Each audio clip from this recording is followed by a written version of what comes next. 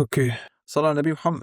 ده برنامج انا كنت اشتغلت عليه من فتره كام شهر، مش فاكر بالظبط. البرنامج بكل بساطه بينزل فيديوهات من اليوتيوب، بتديله اللينك بتاع الفيديو، بيبدا ان هو يروح يدور على البيانات بتاعه الفيديو، زي مثلا الصوره المصغره، العنوان، المساحه بتاعه الفيديو، طول الفيديو، الكلام ده كله، ويبدا ان هو يعرض كل البيانات دي لحضرتك. الفكره هنا ان لما البرنامج بيوصل لمرحله ان هو يروح يتشيك هل اللينك بتاع الفيديو ده اصلا موجود على اليوتيوب كفيديو ولا لا، ويبدا يجمع البيانات بقى ويخزن الصور والكلام ده كله، الموضوع ده بياخد وقت. في البرمجه بشكل عام ده بيكون اسمه هيفي كود. عمليه معينه في الكود بتكون تقيله، بتاخد وقت غصب عن البرنامج، لازم يستنى. طبعا لو انت بتعمل حاجه زي كده في الكود الاساسي كده على طول، فحاجه زي كده في العادي هتاخد وقت، فالبرنامج هنا هيحصل له حاجه اسمها فريز، او يعني هيتجمد او هيكراش او ايا يكن، يعني هيحصل كده فريز، هيتجمد مكانه، لانه بكل بساطه هو مستني لما العمليه دي تخلص علشان يقدر هو يكمل باقي البرنامج، لانه السطر اللي فيه العمليه دي هو مش هيقدر يعدي الا لما هو يخلص، الا لما هو يتنفذ. وطبعا حاجه زي كده مش لطيفه خالص. المستخدم كل شويه هيلاقي البرنامج اتجمد مره واحده، فما بيكونش عارف هل ده بج ولا البرنامج بيعمل حاجه معينه، وده اسوأ احساس انت ممكن تديه للمستخدم. عامه اليوزر اكسبيرينس هنا بتتحرق في الزاويه، ما بتبكيش. بس غير كده انا ممكن استغل الوقت اللي العمليه التقيله دي بتحصل فيه واعمل فيه اي عمليه تانية. هنا بقى بيجي مفهوم المالتي تاسكينج، انك تفصل عمليه معينه في الكود تشتغل بشكل مستقل، وفي نفس الوقت تخلي البرنامج بتاعك يكمل بشكل عادي، زي انك مثلا تشغل لودنج سكرين، او انك تخلي الواجهه شغاله زي ما هي وفي عمليه في الخلفيه تقيله بتحصل. طيب انا هنا جاي اتكلم او جاي اركز على ازاي العمليه دي بتحصل تحت قوي. يعني ايه تحت قوي؟ يعني بقى في الكيرنل والبروسيسور والكلام ده كله. وهعرفك برضو انت كمبرمج ازاي تستفيد من موضوع المالتي تاسكينج ده في الشغل بتاعك، في الكود بتاعك، ازاي افصل اكتر من عمليه في الكود عن بعض واخليهم شغالين في نفس الوقت بشكل متوازي.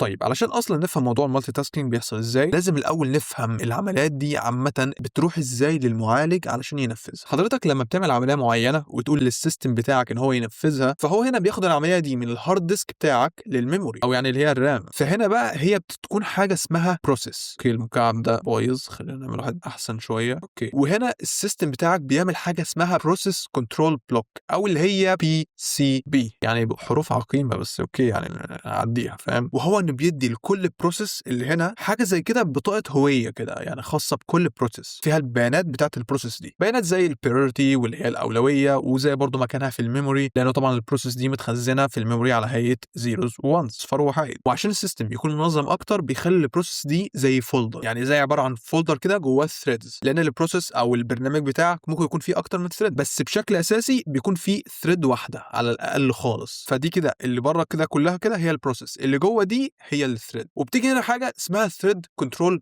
بلوك، ثريد كنترول، مش عارف الحروف دي مالها بس اوكي يعني بالشكل ده كده. بتدي لكل ثريد برضو بطاقه هويه خاصه بيها، شايله الاي دي بتاعها، البريورتي، مكانها في الميموري، نفس البروسيس الكبيره بالظبط. طيب نمسح بقى الكلام ده كله، عرفنا ازاي البروسيس بتتعمل والكلام ده. طيب عامه في الكيرنل بتاعتك في حاجه اسمها الريدي كيو. كل ثريد في البروسيس بتاعتك اللي احنا لسه عاملينها من شويه بتروح على الكيو ده، او اللي هو الصف، خلينا نقول صف. ده صف مخصوص للعمليات اللي جاهزه ان هي تتنفذ. فبيكون عندك كده صف معين، الثريدز بتبدا ان هي تقف هنا كده، فبتيجي هنا ثريدز مثلا تبدا ان هي تقف هنا كده في الصف ده عشان تبدا ان هي تتنفذ. اللي واقف على الصف ده كده، او اللي هو اللي بيراقب عليه، خلينا نقول كده بالبلدي، حاجه اسمها سكيدولر. هو بصراحه ليه كذا اسم، يعني شورت تيرم سكيدولر وسي بي يو سكيدولر، بس يعني عشان نختصر خلينا نقول اللي هو سكيدولر حاليا، او سكيدولر. اوكي، وظيفه السكيدولر ده اللي هو ده كده هنلونه علشان يعني نديله شويه هيبه كده، ما يكونش فاضي، فاهم الفكره؟ ان هو بيبص على الصف اللي هو واقف عليه ويشوف ايه الثريد اللي المفروض ان هي تتنفذ. طبعا هو هنا بيختار بناء على كذا حاجه، مثلا البريورتي بتاعت الثريد، فاكر اللي هي خدتها من الاف سي بي، وبرضه بيشوف مين اللي دخل الصف الاول. اصلا من الخوارزميات المشهوره جدا في الخوارزميات عامه هي خوارزميه الصف، الكيو الجوريثم، اللي هي بتتبع نهج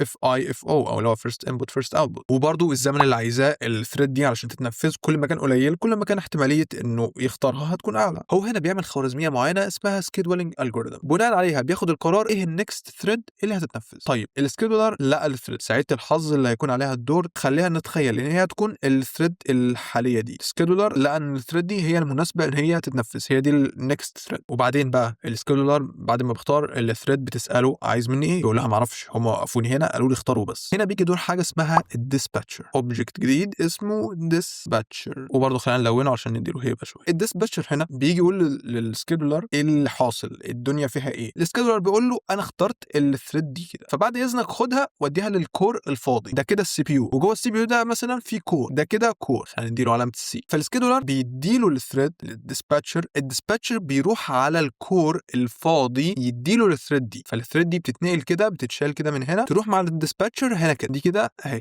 ثريد. فاللي بيحصل بكل بساطه ان السكيدولر بياخد ساعات الحظ اللي انا لسه قايل لك عليها، بيقول للديسباتشر خد يا باشا دي الثريد، الديسباتشر بياخد الثريد ويروح للكور بيقول يا باشا احلى مسا عليك خد ثريد، ده انا عايز بص ان هي تتنفذ. فالثريد بتروح للكور اللي هي تتنفذ عنه. وهنا بصراحه كنت عايز اقول نقطه يعني سيئه قوي، بس حفاظا على مرارتك اللي مهمه بالنسبه لك وبالنسبه لي بلاش. واحد هيسأل سؤال ويقول لي هو من فين عارف ان الكور ده فاضي؟ السكيدولر وهو بيختار الثريد اللي هي هتكون هي النكست يعني في موضوع التنفيذ، بيشوف كمان مين الكور الفاضي، يعني هو بيقرر مين الثريد اللي هتتنفذ وبيقرر هي هتتنفذ فين، انهي كور هو الفاضي. فبكل بساطه السكيدولر بيشوف الثريد اللي هو زي ما قلت لك ساعه الحظ اللي احنا لسه قايلين عليها، وبعد كده يشوف الكور الفاضي بيقول للديسباتشر هتاخد الثريد دي توديها للكور الفلاني. لحد هنا الوضع تمام؟ لا اسف، كان تمام. زمان كان الكمبيوتر في كور واحد، يعني الكمبيوترات عامه كانت بتبقى كور واحد بس، فكان الكور حرفيا بينفذ العمليه بعد ما يخلص ياخد عمليه تانية وهكذا. فكان فعليا الكمبيوتر ما بيعملش الا عمليه واحده ات ذا تايم، او يعني في نفس الوقت ما فيش الا عمليه واحده بس هي اللي بتتنفذ. واحد تاني هيقول لي برضه انت ما بتفهمش حاجه، ده انت طلعت زلابيا خالص. يعني انا لو جهازي فيه 4 انويه هو مش هينفذ اكتر من 4 عمليات بس في نفس الوقت؟ ازاي وانا لما بفتح التاسك باور بلاقي مئات العمليات اللي بتتنفذ عادي؟ ده غير ان انا لما بفتح 4 برامج مثلا كل برنامج بيكون فيه اكتر من عمليه شغاله وكلهم شغالين مع بعض. تمام عزيزي المشاهد، انت عندك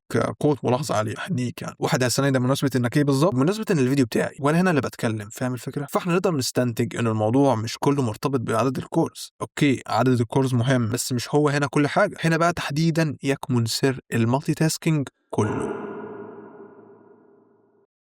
طيب شوف يا عزيزي المشاهد، انا قلت لك من شويه انه السكيدولر هو اللي بياخد قرار ايه الثريد اللي هتتنفذ وانهي كور فاضي، صح؟ في حاجه كمان هو بيحددها وهي اماونت اوف تايم، كميه من الوقت، خلينا نقول ان هي 20 ملي ثانيه. طبعا يعني عقيمه برضو بس يعني ايزي الوضع، انت فاهم. المهم انك فاهم ليه بقى بيحدد كميه من الوقت. هقول لك دلوقتي. بعد ما بيحدد الحاجات دي بينده الديسباتشر يقول له خد الثريد دي وديها عند الكور معين والتايم بتاعها هو 20 ملي ثانيه. الديسباتشر اول ما بيوصل للكور اللي هينفذ الثريد بيقوم ظابط تايمر بال 20 ثانيه اللي هو خدهم من السكيدولر. اللي بيحصل هنا انه الثريد ما بتسيبش الكور اللي هي راحت له الا في حالتين 2 بس، ان الثريد دي خلصت يعني اتنفذت بشكل كامل، كل العمليات اللي هي جايه عشان تنفذها اتنفذت، او التايمر بتاعها خلص. طيب تعالى بقى نفترض انه التايمر فعلا خلص والثريد دي لسه ما اتنفذتش، ده هنا بيكون اسمه انترابت او يعني مقاطعه. هي مش مقاطعه، هي عارف اللي هي انك بتقاطع حد كده. هو يا اسطى عندك المترجم روح ترجم انترابت، روح اكتب انترابت وشوف هي معناها ايه. الديسباتشر اللي هو بينقل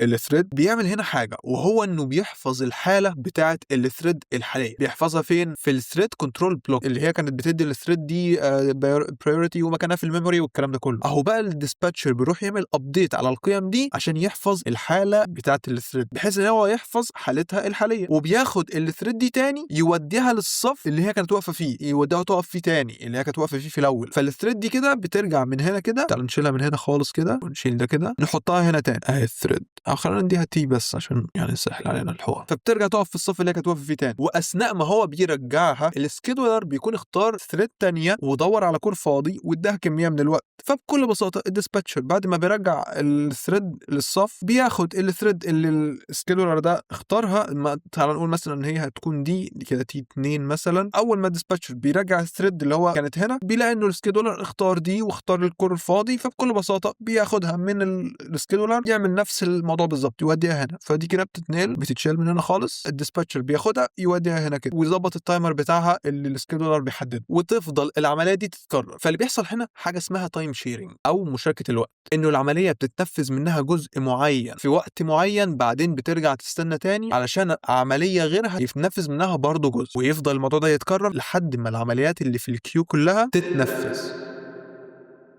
وطبعا يعني المعالجات اللي بيكون فيها اكتر من كور، كل كور بيحصل فيه الحوار ده، فالكورز كلهم بيوصل لهم ثريدز يشتغلوا عليها. اول ما الثريد دي وقتها يخلص بتتاخد منهم وياخدوا ثريد جديده، فبيفضل الموضوع ده يتكرر لحد ما الثريدز كلها تتنفذ. الموضوع عامل زي انك بتنقط الثريدز كده، اللي هو خد انت شويه وانت شويه. فعشان كده كل ما عدد الكورز زاد ده بيحسن من المالتي تاسكينج اللي هي العمليه اللي احنا بنشرحها دلوقتي دي. انه لو انت عندك عدد كبير من العمليات، او بكلمات اخرى عدد كبير من الثريدز في الكيو، بدل ما عدد قليل من الكورز بيشتغلوا عليهم او حتى كور واحد بس بيشتغل على عدد معين من الكورز، الحمل ده كده بيتقسم. وطبعا زي ما قلت لك اختيار الثريد اللي عليها الدور مش ثابت، يعني مش معنى ان الثريد تم اختيارها مره ان هي لما ترجع وهي لسه ما خلصتش انه السكيدولر يختارها على طول. ممكن يكون في ثريد تانية اهم منها ان هي تتنفذ دلوقتي. لو لاحظت هتلاقي انه الناس المتخصصين في الهاردوير والتجميعات والحاجات دي كله على يوتيوب او في اي حته بينصحوا انك تجيب معالج باداء للسنجل كور او الكور الواحد يكون عالي حتى لو عدد الكورز قليل. ده في تجميعات الجيمنج او الالعاب، يعني بتلاقيهم كده دايما في تجميعات الجيمنج بيقولوا لك هات معالج باداء سنجل كور عالي، ومش شرط يكون عدد كبير من الكورز، لان الجيمز ما بتعملش عمليات كتيره، بس كل عمليه بتكون تقيله جدا، في بقى جرافيكس وعمليات حسابيه معقده جدا، وده كله في ثريد واحد. فهنا اللي بيفرق انه انا لما اروح للكور وقبل ما التايمر بتاع الثريد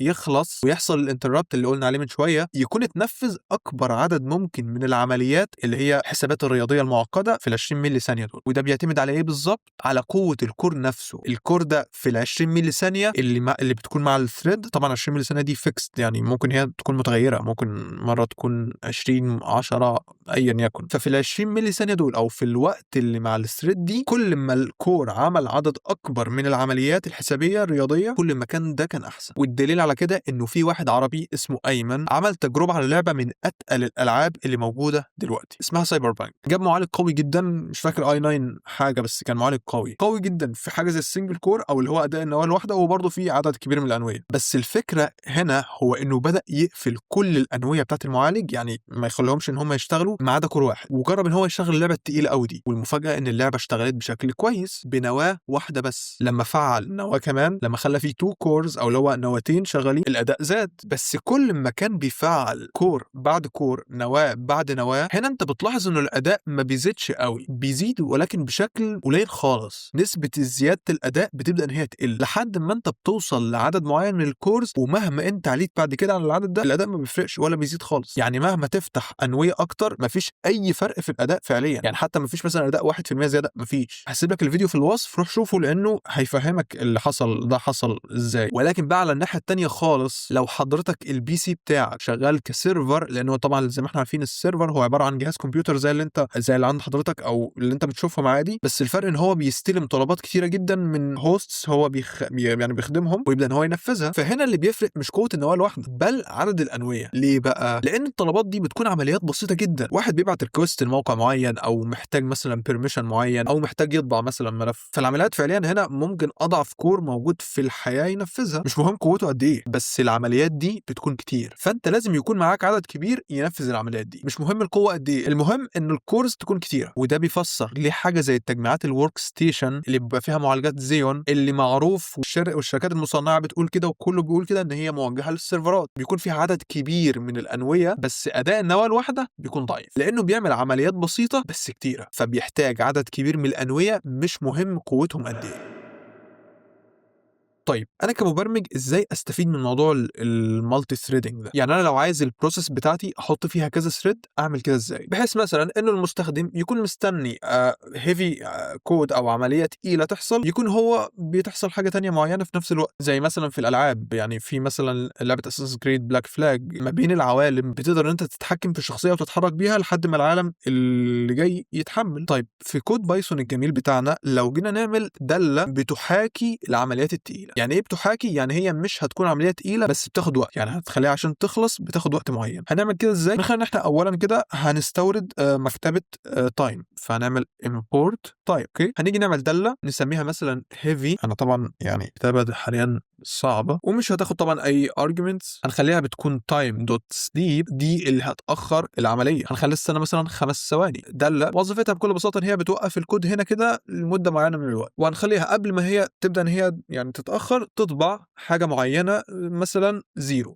اوكي، وبعد ما تخلص ال5 ثواني دي هتطبع 1 يعني عشان تقول لنا ان هي خلصت. فبكل بساطه الفانكشن دي كده بتحاكي العمليات التقيله. اوكي، بتبدا تطبع 0، بعد كده بتستنى 5 ثواني، بعد كده بتطبع 1، والداله ساعتها بتخلص. فاحنا دلوقتي مثلا في الكود بتاعنا بقى الاساسي لو عملنا حاجه زي print start مثلا، كده بدانا البرنامج. اوكي، هنروح نستدعي الداله اللي هي heavy، فهنعمل كده نستدعي الداله بكل بساطه. احنا بقى عايزينه هنا اول ما يستدعي الداله دي يطبع حاجه زي loading مثلا بالشكل ده كده، علشان زي نعمل للمستخدم انه العمليه حاليا بيتم تنفيذها. اوكي، حاليا لو احنا شغلنا الكود هتلاحظ حاجه، هو انه عمل ستارت، بعد كده طبع الزيرو اللي هي دي، بعد كده استنى شويه ل5 ثواني طبع واحد، بعد كده طبع اللودنج. فاحنا فعليا كان احنا عملنا محاكاه للهيفي كود. لو لاحظت ان الهيفي كود اللي هي الحته دي كده خدت وقت، بعد كده كمل. احنا مش عايزين كده، احنا عايزينه يطبع اللودنج بحيث نقول له ان الحاجه دي كده بتحصل اثناء العمليه دي. فاللي احنا هنعمله بكل بساطه ان احنا نفصل العمليه دي في الباك جراوند، نخليها تحصل، بعد كده يكمل الكود بشكل عادي. هنعمل كده ازاي؟ اولا هنعمل from threading دي هي مكتبه موجوده في بايثون متخصصه في موضوع الثريدز. اوكي، هنعمل from threading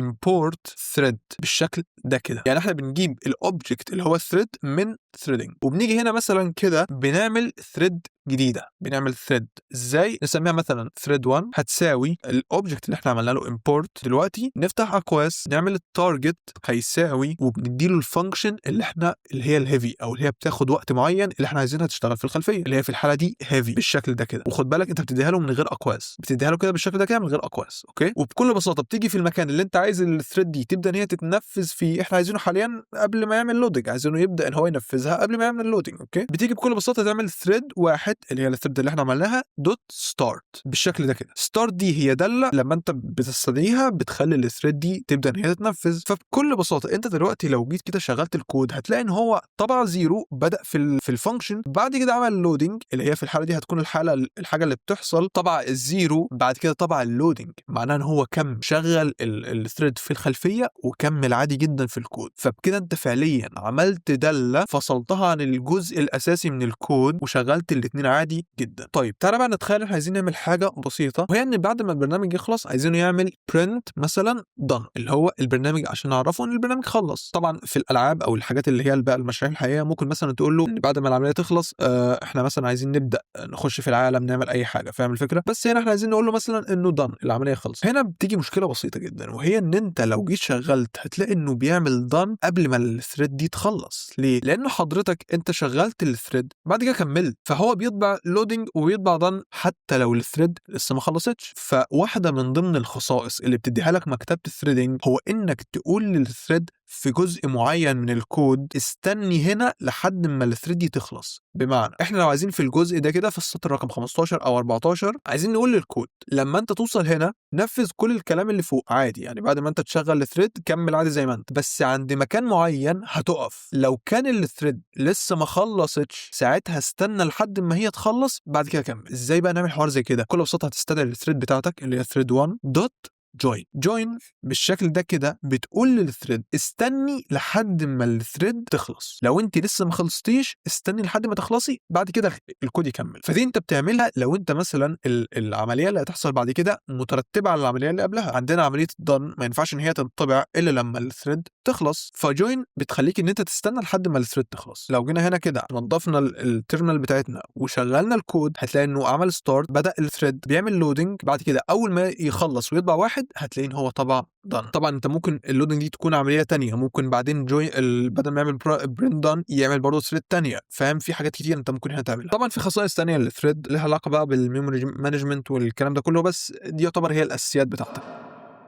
طيب علشان اكون صادق معاك في حاجه مهمه لازم تعرف، في الحقيقه هو احنا هنا ما عملناش ثريدز، يعني ما عملناش ثريد فعليه تانية غير الثريد الاساسيه بتاعتنا في الكود. ليه بقى حاجه زي كده؟ في بايثون في حاجه اسمها GIL، ده اللي هو الانتربريتر او اللي هو المفسر بتاع بايثون، لان طبعا زي ما انا وانت عارفين فبايثون هي لغه انتربريتد مش كومبايلد، تمام؟ فده هو المفسر بتاعها. GIL ده ما بيسمحش لبايثون ان هي تعمل اكتر من ثريد في نفس GIL، يعني في GIL او اللي بيفسر الكود ده ما بيسمحش لبايثون ان هي تعمل اكتر من ثريد. لكن مكتبة الثريدنج بطريقة ما مش هنغوص في التفاصيل بتقدر ان هي تبدل ما بين عمليات بشكل سريع جدا، فتوهم لك ان هي بتعمل اكتر من ثريد، بس هو في الحقيقة هي ما بتعملش اكتر من ثريد، هي زي ما قلت لك بتعمل سويتشنج كده بشكل سريع ما بين العمليات. الحاجة الوحيدة اللي ممكن فعليا تعمل اكتر من ثريد هي انك تعمل اكتر من GIL، يعني تعمل جزء معين في الكود تعمل له GIL خاصة بيه هو وتخليها تتنفذ مع نفسها. عشان تعمل كده لازم تستخدم حاجة اسمها مالتي بروسيسنج، ودي برضو مكتبة موجودة موجوده في بايثون ممكن تعملها امبورت والكلام ده كله، بس انا مش هتكلم عنها ليه، لان الثريدنج بكل بساطه هي اكتر من كافيه. المالتي بروسيسنج دي ممكن تستخدمها لو انت مثلا بتعمل عمليه تقيله محتاجه يكون ليها جي اي ال خاصه بيها، زي مثلا درب اي اي مودلز او يعني موديلات ذكاء اصطناعي، او انك بتعمل حاجات تقيله جدا في الكود، عايز مثلا الكود يعمل اكتر من عمليه في نفس الوقت والعمليات دي تقيله، ساعتها ممكن تستخدم مالتي بروسيسنج. ولكن في العمليات اللي زي كده اللي هي مش تقيله قوي، انك مثلا بتستنى انبوت او اوتبوت، بتستنى مثلا يروح يعمل حاجه معينه ويجي، وده يعتبر ال 95% من الحالات ثريدنج هنا هتكون كافيه. ولكن طبعا لازم تفهم انه ثريدنج ما بتعملش ثريدز ثانيه، هي بكل بساطه بتسويتش ما بين العمليات